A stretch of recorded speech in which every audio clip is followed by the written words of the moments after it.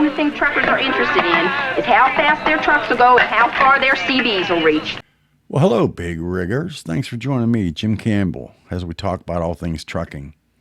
This video is about the craziness that continues to ooze out from the politicians in Washington, our nation's capital, and also from the nutcases out in the state of California, who seemingly want to make it their lifelong ambition to hurt the trucking industry and to kill the American economy.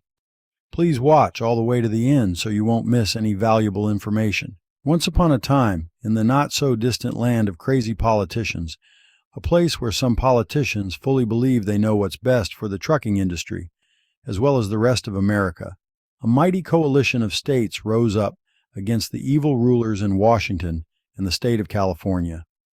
The latest suit in this fight was filed by Alabama, Arizona, Arkansas, Georgia, Idaho, Indiana, Iowa, Kansas, Louisiana, Missouri, Montana, Nebraska, Oklahoma, South Carolina, Utah, West Virginia, and Wyoming.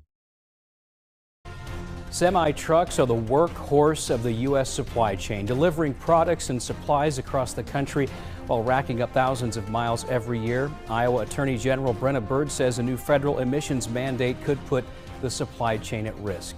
Good evening. Thanks for joining us at 6 tonight. Aaron Kiernan is on assignment. I'm Elias Johnson. The Biden administration is lowering the emissions standard for semi-trucks and other heavy-duty equipment. WHO 13's Zach Fisher joins us from Ankeny. And Zach, Bird says the mandate would devastate the trucking companies and the trucking industry.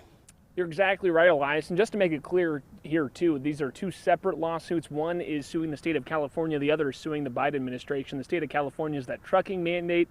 The Biden administration one is an emissions mandate, regulating how much emissions can be coming out of these vehicles. So today at the press conference, she just kind of made that clear as well. Now, in the press conference as well, she outlined the reasons why this would hurt the state's economy with these electric trucks taking longer to charge, driving shorter distances, providing massive cost to these companies. Now, one of the business owners participating in the press conference today says that they would like to go electric. It's just not feasible right now.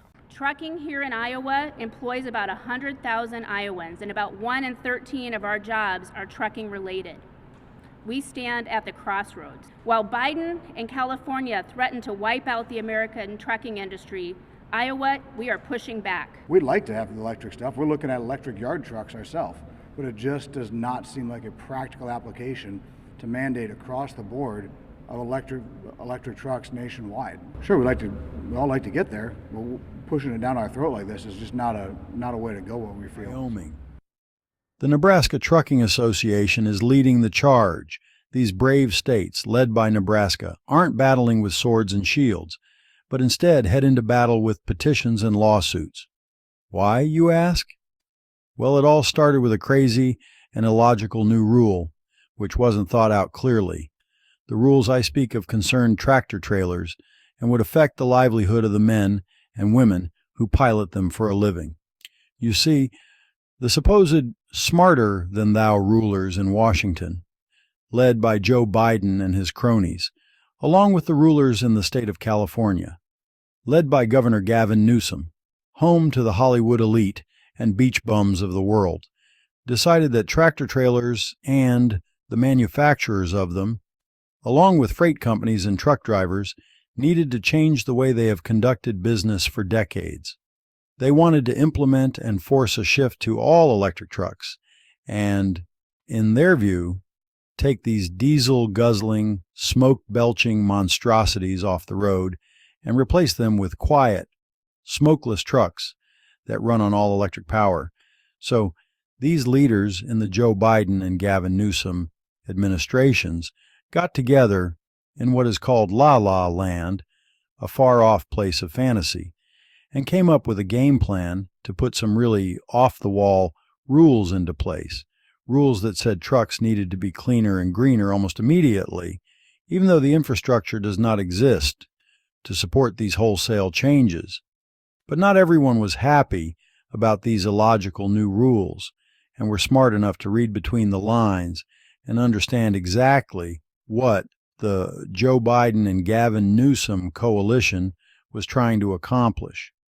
The group of states, led by Nebraska, thought these rules were a terrible idea, and if implemented would severely hurt the trucking industry, and by extension cripple the economy in the United States.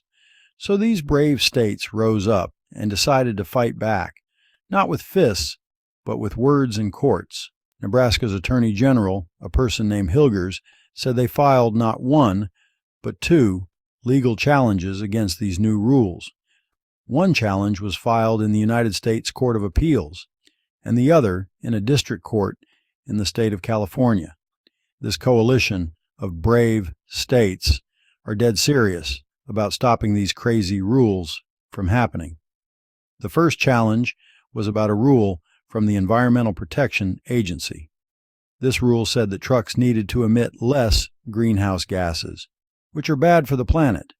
But the state said this rule would force truck makers to build more electric trucks, which are twice as expensive, can only go about 300 miles between charges, and need special places to charge, which would slow down deliveries and hurt the economy.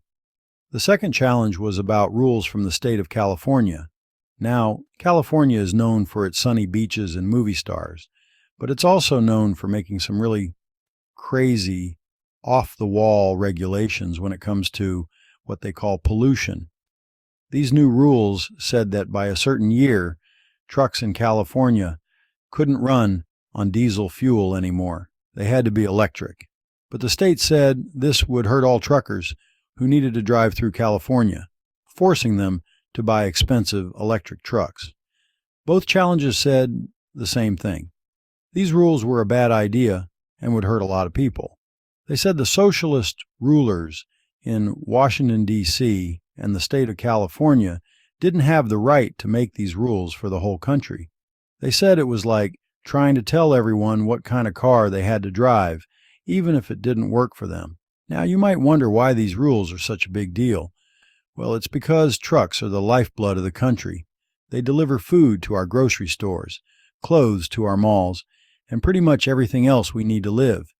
If the rules about trucks change, and companies are forced to switch from diesel fuel to all electric power, it could affect everything from the prices we pay for everyday items to the jobs people have.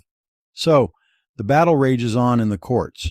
The states stand firm, saying they couldn't let these rules pass and be implemented without a fight. These brave states say they are fighting for truckers, for businesses, and for the whole country. And as the legal battle continues, only time will tell who will come out on top over the future of trucks, the trucking industry, and the American economy. Every trucker in America, as well as every concerned citizen, should contact their state representative or senator and voice their opinion on this subject because it really does affect all of us. Thanks for watching, and see you in the next video. Thanks a lot. Take care. See you next time. Bye-bye. I can't hardly wait till I'm a trucker.